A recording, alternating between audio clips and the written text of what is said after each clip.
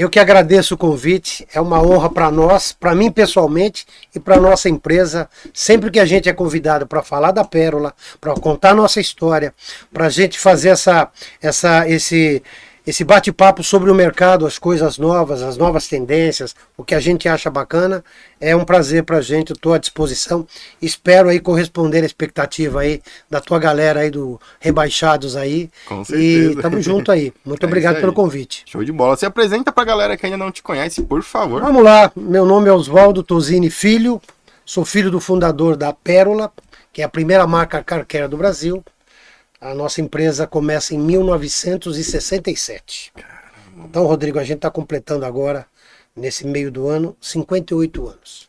É uma história de brilho, né? A gente não pode deixar de dizer, mas é uma história de luta, é uma história de trabalho, é uma história de amor, dedicação, é uma história enriquecida pela paixão do meu pai pelo automóvel, né? A indústria começa justamente pela paixão que ele tem pelo automóvel. Na década de 60, no final da década de 50, 60, ele é um pintor de automóvel bem posicionado no mercado. É um colorista de mão cheia, que já era uma profissão meio difícil, né? Um colorista naquela época, a época dos acrílicos, a época dos metálicos, né? Os carros pós-guerra, os clássicos americanos, a indústria automobilística nacional engatinhando, e ele conseguiu um resultado fantástico com as pinturas nos seus carros, mas o polimento ficava a desejar. O que tinha no mercado vinha das empresas de fora, do Pon, do Cusset, empresa nacional não tinha nada.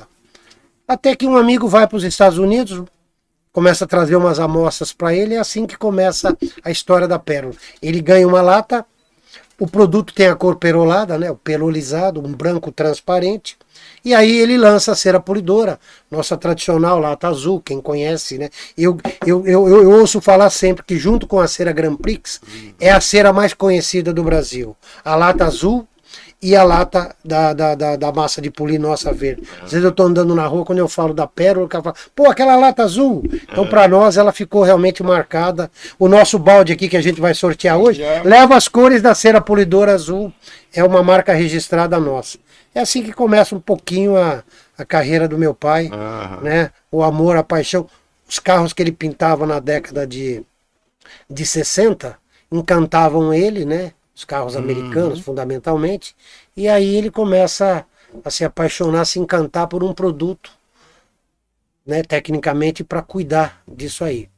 E aí também, a gente sempre brinca, né? Brinco com os amigos e falo... Você tem que juntar um pouco de tudo, a competência, com a sorte, com uma mudança no mercado. Quando ele começa a fazer isso, a indústria automobilística começa a vir para o Brasil, né? A Volkswagen está aqui desde 59, fazendo Kombi ali, a DKV fazia em 55, 56, mas a Chevrolet e a Ford vem em 68. Ele tinha montado a empresa em 67. Então a paixão pelo automóvel, né?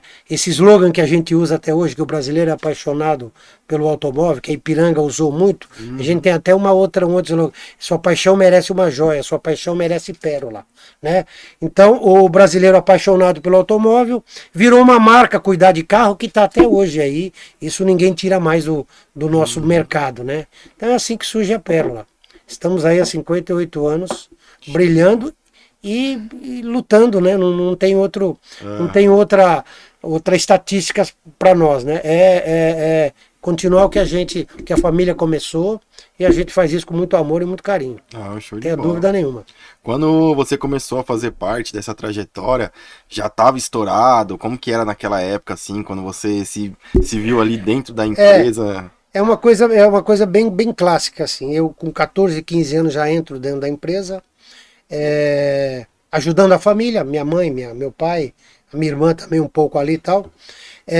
Eu venho para fazer um pouco de tudo. Então você faz com 14 anos serviço de banco, você enche lata, você descarrega a caixa, e o que tiver que fazer, numa empresinha que a gente falava. Mas aí eu estou falando de 76, 77, a empresa já estava realmente navegando em mares mais calmos. A gente já vinha lançando 2, 3 produtos por ano. Eu imagino que ali a gente já tivesse... Hoje a gente tem mais de 100 produtos. Mas ali... Lá naquela época, quando começou, tinha o quê? A gente começa com a cera polidora e aí depois meu pai percebe que para polir o carro você tem que lavar. E depois de lavado e encerado você tem que passar pretinho no sapato do carro. Depois, naquela época, os carros tinham muitas partes de vinil, né? Capota de vinil, teto de vinil, as laterais eram de vinil, painel era de vinil, se lança ou limpa vinil. Aí, um cara lança num concorrente um perfuminho que era de spray, que era o Pinho Agreste. A gente lança também um perfuminho que era, né, tipo um avanço que tinha só que era para o carro. Aí depois, aí sim, como meu pai é do ramo de repintura, nasce a massa de polir. Nasce a massa de polir já diretamente, porque a Maverlis, que era uma massa da Ipiranga, vinha crescendo muito no mercado. Uma massa que não existe mais hoje, massa grossa, número 1, uma massa de corte. Então naquela época tinha uma trinca para o polimento. Você fazia o corte com a massa, se faz muito hoje ainda um pouco, mas numa escala totalmente diferente. Naquela época você tirava aquela casca de laranja que ficava no carro com a Maverlis número 1. Tirava os riscos da massa com o caol e encerava com cera polidora pérola. Era a fase 1, fase 2, fase 3, que a gente faz lá hoje, de corte, lustro, refino e tal. Eram épocas diferentes, mas a sequência tinha uma lógica também. Aí nasce a massa de polir, depois ela fica durante muitos anos só com a massa vermelha, a massa marrom que a gente falava, que era Mavericks. E ali no final da década de 80 é que nasce a massa branca, a massa de polir base solvente, a nossa latinha verde, que é realmente um carro-chefe da empresa. E ela... lugar que você vai ter uma... Isso, graças a Deus. A gente costuma dizer que tem até no McDonald's ali. E ela nasce por causa da Coral, da massa de polir da Coral, que fazia muito sucesso na década de 80. E a gente está aí até hoje com ela. Então, a evolução vem vindo. Quando a gente brinca aí, eu li algumas perguntas que o Rodrigo me passou, eu falei, pô, tudo dentro da sua década traz a década atual, né? O que você pensa, quais são as mudanças, mudou o verniz, mudou a forma de polir, as boinas evoluíram, as pinturas evoluíram demais, era duco sintético, era dupla camada, depois começou a vir em base água, PU, até as tintas mais tecnológicas hoje e tal. Então, tudo é uma sequência e vai empurrando a empresa para produtos novos, para novas... Quem não moderniza fica não pra trás, tem né? como, você é empurrado, O mercado pede, não tem o mercado como. te empurra, não tem como, você não consegue fazer esse meio de campo de outra forma. Então a gente vem crescendo realmente conforme a tendência do mercado. Mas isso é desde 1970, né? Cada ano que passava, as pinturas evoluindo. Hoje, por exemplo, tem um polidor de metais, que é para os metais dos carros, numa época que os carros têm muito menos metais. Bem menos. Naquela época você não pegava um para-choque que não fosse de metal. Todos eram de metal. É outro tipo de acabamento. Então, você vê, hoje você fala em revitalizador, restaurador de plástico e tal, né? Que as partes plásticas do carro 30%. Naquela época não, era as calotas de metal, de alumínio. Os carros antigos que eu tenho, pô, todos cromados aqui. Cromado em tudo quanto é lugar do carro. Frisos, isso e tal. Então, cada época tem a sua particularidade. E hoje a gente vive uma outra realidade, mas não deixa de ser a mesma coisa sequencial com evolução natural, normal. Não, show de bola. Mas aí quando eu vou dentro da empresa, eu começo a trabalhar com vendas. Eu com 14, 15 anos fico um pouco lá dentro, com 17, 18 anos, minha mãe percebe que eu sou um cara que fala bastante, que vai na praia e bronzeia a língua, que é um cara descolado para isso, e eu começo a ir para a rua. Eu começo já a conversar com vendedores, já começo a me inteirar do mercado, e aí sim me apaixono pelo que eu faço até hoje, que é é o ramo de vendas, né? Conquistar, desenvolver e fidelizar o cliente. Isso é o que eu sei fazer, isso é o que eu aprendi, me especializei. Fiz muito, não fui muito de estudar em escola mesmo, mas cursos desses daí, a gente fez um caminhão. Caramba. Então, o meu caminho me levou realmente para isso que eu faço hoje. E não deixei nunca de. A gente desenvolve produto numa empresa familiar, você trabalha chão de fábrica, você trabalha um pouco em cada canto. Mas eu estou muito no operacional de vendas. Minha cabeça está sempre focada para vendas. Eu sou aquele cara que, se eu achar uma lâmpada, esfregar, sair um gênio e falar: você tem direito a 3 pedidos. Eu falo: espera que eu vou no carro pegar o talão. É assim que funciona a minha cabeça. Pronto sempre para vender. Essa é a minha dinâmica aí. Show de bola.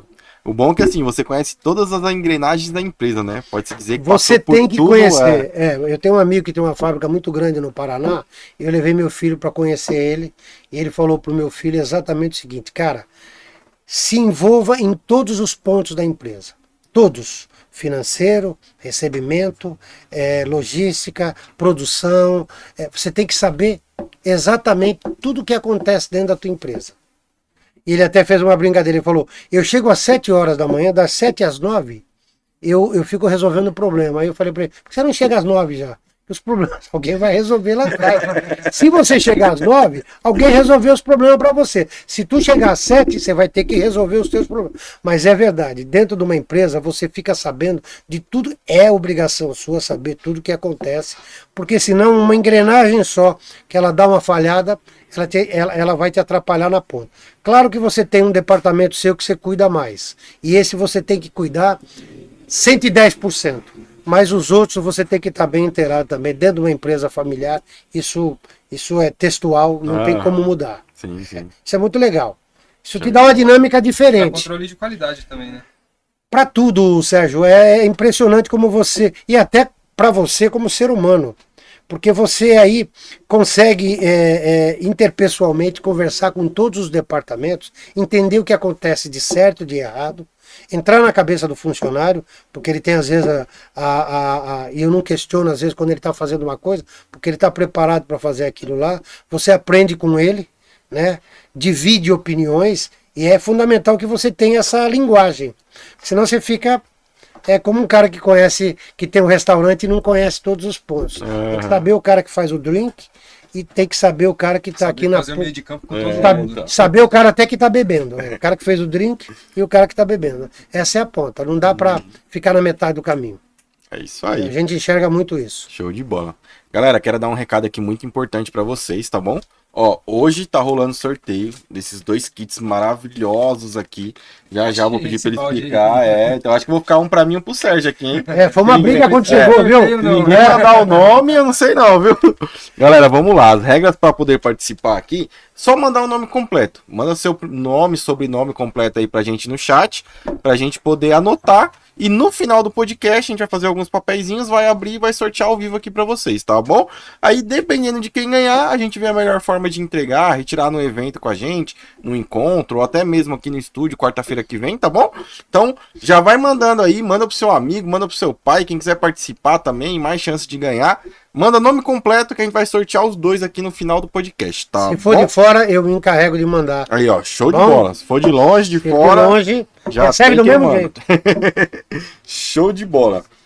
Man, eu não sei se você passou por essa fase, mas eu quero muito te perguntar isso. Quando que vocês viram, ou quando você entrou, já tava, mas quando vocês viram, pô, deu certo, sabe? Tipo, o projeto do seu pai foi pra frente, vencemos, conseguimos. Você fez parte, mesmo novo ali, você fez parte dessa época, tipo, cara, Deus, conseguimos, sabe? Tipo... O meu pai era um cara, meu pai e minha mãe, né? Teve um irmão da minha mãe que trabalhou muito na empresa também, antes da gente comprar a sociedade. Eu digo que essa trinca que teve dentro da empresa, eles tinham a cabeça muito focada em fazer a coisa acontecer. Até porque investiram tudo que tinham, nem era. Meu pai deixa de ser pintor de automóvel, o irmão da minha mãe deixa de ser contador do Banco do Brasil, que era um cargo bacana, e minha mãe deixa de ser dona de casa, praticamente, para entrarem dentro da empresa.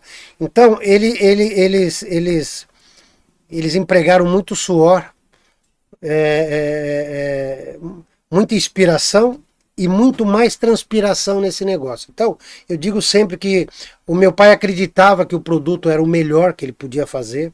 E eu tenho uma história muito legal, que é muito bacana, que quando eu entrava na sala dele, sempre, fundamentalmente em massa de polir, que era um produto muito difícil de acertar, até hoje é. Eu tenho clientes especialíssimos que eu faço o private label de massa para polir, porque não consegue correr num outro, porque tem um pulo do gato aí bacana e tal. E toda vez que eu entrava na sala dele, ele falava assim, acertei a fórmula da massa. Eu ouvi essa frase umas 400 vezes por ano. Dessa vez foi. E aí a gente levava para testar num cliente e o cara falava assim, Oswaldinho, tá bacana, mas não tá igual a Marvelise ou não tá igual a Coral. E a gente voltava e falava isso para ele. E ele, na outra semana, ele tentava uma nova fórmula. E foi assim até um dia alguém falar para nós, cara, a massa de polir hoje ela é inconteste, é a melhor massa de polir do mercado. Isso estou falando na década de 80, na massa de 500 gramas, massa base solvente e tal, que a gente já tinha um volume muito grande e tal. Aí que eu percebo realmente que a gente engrenou, né? Subiu a nota de corte, né? Subiu a nota de corte. A gente começa a olhar para o mercado e ver que a gente verdadeiramente era reconhecido, que verdadeiramente o mercado olhava para nós. Até porque era um outro mercado, tinha muito menos concorrentes, a frota era infinitamente reduzida em relação ao que é hoje, né? Nós tínhamos 2, 3 montadoras no país, tem 20 hoje. Então, e aí, quando eu entro, eu tenho um cunhado que trabalhava comigo, que é casado com a minha irmã, já não trabalha mais, mas ainda está na família com a gente e tal, está aposentado. Ele fazia de Jundiaí a Ribeirão Preto, e eu começo a trabalhar com ele, me espelho muito com ele. Ele era um cara diferente de mim, não tão agressivo de vendas, mas ele é aquele cara do interior que chegava, começava a falar um assunto, outro. Quando o cara percebia, ele estava com o talão de pedido na mão e o cara estava só assinando o pedido. Pelas beiradas. Já estava vendendo, né? E eu começo a perceber o seguinte, o que seria legal para nós? Não tinha, naquela época, o que a gente falava? Bom, a gente vendia muito para loja de tinta, empresa de ônibus e autopeça. E eu começo a descobrir que os supermercados, eles estão virando um patamar diferente no mercado. O primeiro Carrefour do Brasil é em 78. A gente começa a vender para eles em 79.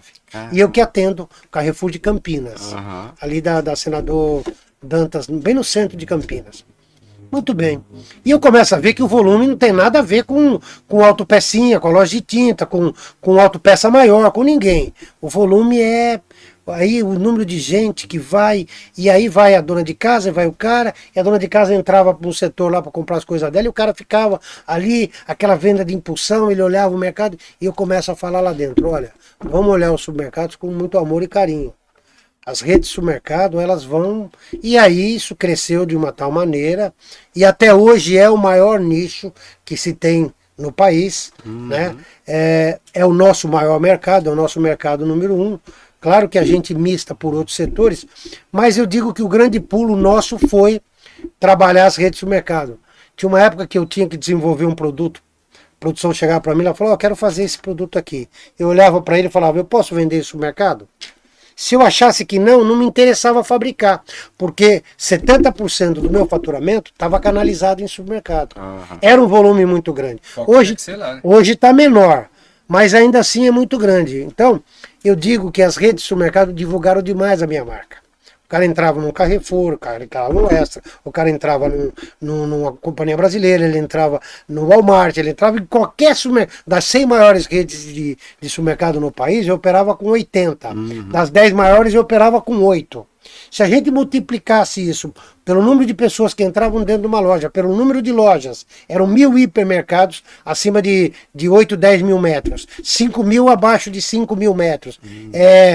80% da população, 70% da população do país entrando neles pelo menos uma vez por mês, o volume era muito grande. Então, a gente olhava lá dentro e falava, é uma propaganda que eu faço em rede nacional por um custo só de vender para os caras.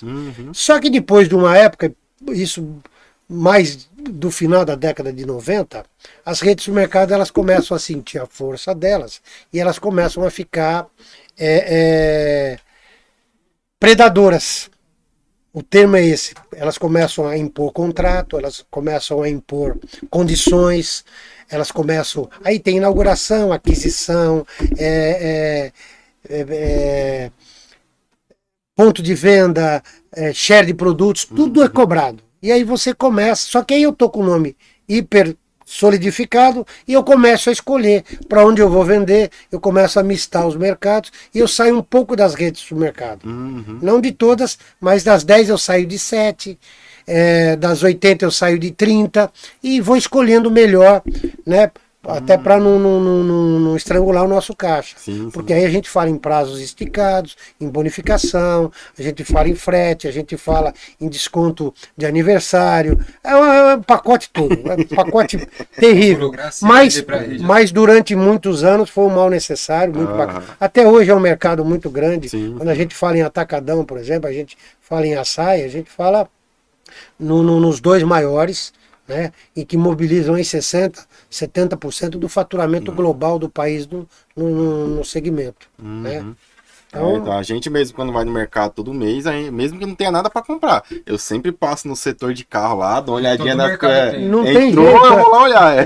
Para mim ficou uma coisa tão, eu me especializei tanto em supermercado, eu gosto tanto, eu brinco que minha esposa quase não faz compra, ela me passa a lista, ela vai no mercado, me traz isso, porque eu vivo dentro do supermercado. Se eu viajo para uma cidade do interior ou outro estado e não é cliente nosso, mas eu vou conhecer a loja, ver o que eles têm na área de venda, não, isso é um vício. Sim. Mas é um segmento muito encantador, muito bacana, e que deu uma parada de crescer. Ela estagnou nos últimos. Você não vê inaugurar um hiper, você vê transformar um Carrefour num atacadão. Você vê um Extra que virou açaí, né? Você vê um Macro que virou Mufato agora, mas uma loja nova construída já é, né? De Guarulhos você pegar aqui o Atacadão Olivetti, o da Dutra, tá? E vão parando por aí, são os últimos, né? Tenda mesmo, que é bem regional daqui. E Guarulhos praticamente parou de abrir loja nos últimos anos, né? O mercado está solidificado e ele já inflou de uma maneira que eu acho que vai demorar um pouquinho mais para ele voltar a abrir espaço. Entendi. Mas foi assim o nosso crescimento. As redes ajudaram demais. Demais. Uma sacada inteligente. Vocês foram pioneiros nisso, né? Pelo que você está falando, foram os primeiros a investir quando a gente começou o Eldorado, que é a marca Eldorado, que são os primeiros supermercados de São Paulo a serem hipermercados, praticamente só tinha Pérola.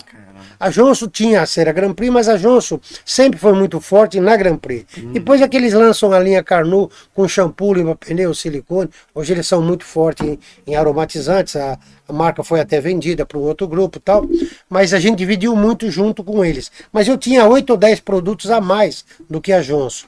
Então, hoje eu tenho grandes marcas aí, grandes concorrentes, grandes amigos aí, que a gente divide muito esse espaço aí. A gente briga bem na linha de frente aí. Você já tinha a linha completa nessa época? Já. A gente já começa a ver que a necessidade do próprio consumidor, né? Os carros já começam a ter borrachas, muita borracha você já vai para o silicone, você já vai para o gel de silicone, né? Aí você começa a ver que o limpa-vidros, né, que era ruim, é chato limpar vidro até hoje, mas era um produto que você pegava um pouquinho da dona de casa e pegava também o consumidor normal e tal. Aí você começou a fazer umas ceras um pouco diferentes, as ceras em pasta, que já era a cera Monza, por exemplo, nós temos 5 marcas, a marca Pérola, a marca Monza, a marca Pitstop, a marca Wax Finish e a marca Linea Car. A marca Monza, ela nasce em 80, justamente para ser uma linha mais competitiva de preço. Então tinha a cera Pérola e a cera Monza. Entrada, então. Uma linha de entrada para distribuidor, para supermercado, às vezes de menor porte, supermercado de bairro, né? Então a gente lança, ela é de 80, é uma cera já de 50 anos, né? Praticamente, né? Né? Outro dia teve um influencer do mercado aí que fez um teste com a cera, não gostou da cera e depois fez uma retratação para nós sobre a cera e tal, e daquilo que a gente fala. Nem todo mundo faz. Eu sempre digo o seguinte, conhecimento é uma coisa. Você na internet, no YouTube, você pode adquirir conhecimento. Prática é outra coisa completamente diferente. Não adianta você olhar um cara construindo uma casa, amanhã comprar um tijolo e começar a levantar. Não é assim que funciona. Então eu sempre digo, maneiras e maneiras de passar o produto, existem técnicas para cada tipo de pintura, mesmo hoje. Isso vem de lá de trás. Nós somos de uma época em que você polia um carro vermelho, a estopa. Não tinha outro produto. O algodão ele vem nascer ali para 80 e vem nascer o algodão penteadeira, que era um algodão que os caras de fábrica de móveis usavam para fazer boneca. A boneca que a gente era uma boneca na mão para passar goma laca ou para passar. Algodão penteadeira. Isso, algodão, isso aí. Depois, então não tinha o algodão hidrófilo aí. Os panos de microfibra, eu trago o pano de microfibra de fora em 2000. Eu mostro pro meu pai é vivo ainda. Eu falo, pai, dá uma olhada nisso aqui. Era uma coisa absurdamente nova lá, né? Então, você polia um carro vermelho com uma estopa, ele ficava vermelho, porque o carro não tinha verniz. Não era como hoje. Era duco, era sintético, né? Você tinha que tomar cuidado para não desvelar a pintura do carro. Depois isso tudo vem subindo e tal. Isso tudo para dizer que às vezes alguém tem a técnica, que ele aprendeu em algum lugar, mas ele não tem a prática. Sim. Né? A prática é o dia a dia, é aquilo que a gente faz toda hora. O pessoal esquece que tem o processo, né? Processo, repetidas vezes, né? Uma dona de casa, ela começa a fazer um bolo hoje, ela vai acertar o 5º bolo dela. Mais ou menos assim, né? A gente ouve isso toda hora. O rapaz que faz o curso, aquele que vai lá, faz o curso, ele entende que ele tem uma margem de erro. Então, se ele erra, ele não vai recuperar a marca. Ele vai lá, vai entender o que aconteceu, vai fazer de novo. Aquele que assistiu o vídeo na internet, se ele errou, ele já fala, não, eu vou culpar a marca. Porque ele não entende o processo, não entende que pode errar, que o cara talvez não esteja fazendo certo. Então, às vezes eu tô vendo na internet e acho que né? Isso é uma coisa bem legal que você está falando, porque é exatamente assim que a gente enxerga. Poxa, é claro que é o que eu falei, vamos adquirir conhecimento. Você vê um cara fazendo isso, você vê o cara, até num drink, a gente tá com um copo na mão, né? Pô, aí vamos testar, vamos fazer tal, né?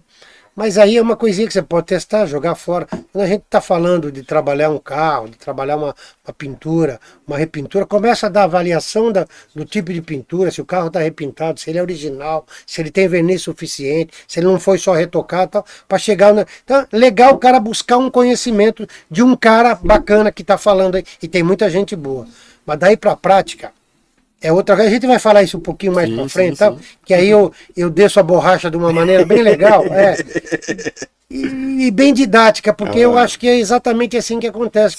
Quando a gente fala das mídias, a gente tem que tomar muito cuidado, porque é o que eu te falei, tem gente vendendo fumaça e tem gente comprando, né? E vai muito robista na loja lá e fala, pô, esse produto não presta. Aí você pergunta, como que você usou? O cara já dá aquela... Você lavou o carro? Começa a gaguejar. Esse é o que mais tem na linha robista, porque vê na internet, acha que é exatamente aquilo. Não, e aí eu sei fazer. E é o que eu falo, quando você tem que ter muito essa responsabilidade, tem que ter muito essa preocupação. Eu digo isso para a indústria, eu digo isso para um cara ele realmente ele influencia as pessoas, ele tem esse poder, e tem muito cara bom aí que tem esse tipo de pegada. E para o lojista, o que ele está falando para o consumidor dele com muita propriedade e com muito discernimento. Porque eu falo, a gente vê coisas, aquelas brincadeiras, morria e não sabia, aquelas coisas...